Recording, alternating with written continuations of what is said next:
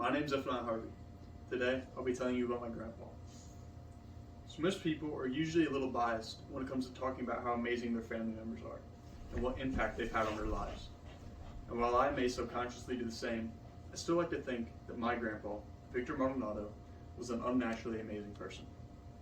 This isn't to say that anyone else's family members or the rest of my family aren't amazing as well, but I and most people who have met him would agree that his story is especially unique. I'll tell you about my grandpa's life as an adolescent, when he moved to Ohio, and the legacy that he left behind. First, I'll tell you about my grandpa's childhood and where he grew up.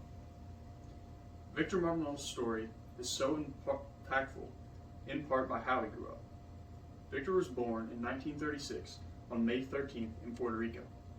As he grew up, his father was very hard on him and strict with him and his sisters, to the point where his dad would spank him every time he would wet the bed as a child, even though he wasn't completely able to control it yet.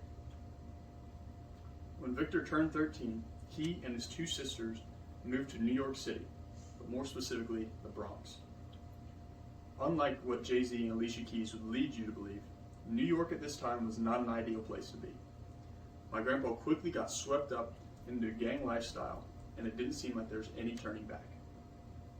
I've heard stories about stealing cars, stealing drugs, dealing drugs, and most significantly, doing drugs.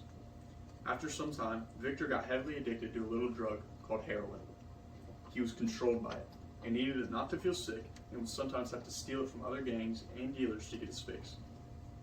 People knew how widespread drug addiction was, and some loving people would go to addicts like my grandpa and try to get them to come with them to a place called Teen Challenge, a Christian-focused drug rehab program for teens. Now, these people from Teen Challenge had tried to talk to my grandpa a few times before to try and get him to come with them, but he would always decline their offer. However, one time, he accepted the offer to go, not because he wanted to get clean though. Victor was supposed to be selling drugs for his gang, but because he needed his fix, he ended up using them instead. This caused my grandpa's gang to try and seek him out and kill him. So to hide, he agreed to go to Teen Challenge.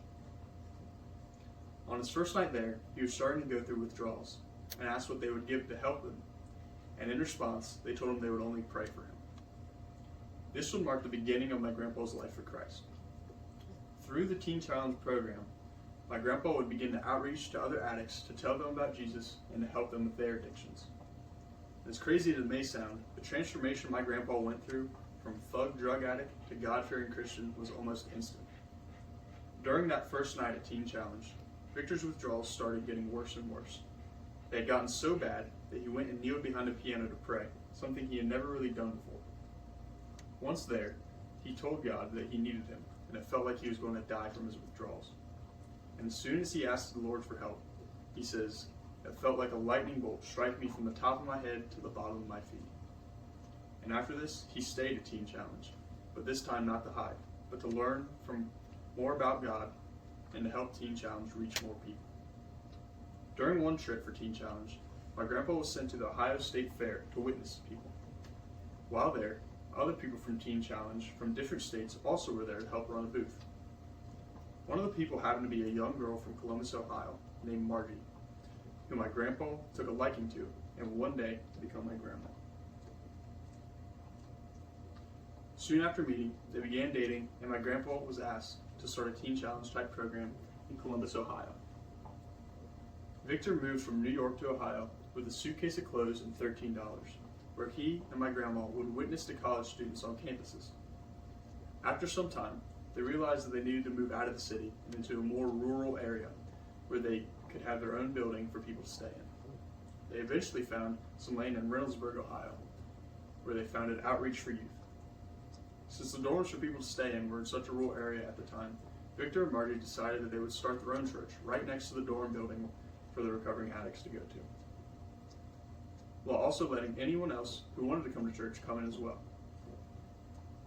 Since a church needs pastors, both my grandma and grandpa became co-pastors at Outreach, where they would serve for over 30 years. One of my grandpa's favorite lines when preaching was, "You gotta give people more than John 3:16 in a bowl of soup," which meant you can't just tell people a Bible verse and be nice to them. You must pursue them and teach them about the Lord, like the people from Teen Challenge did for him.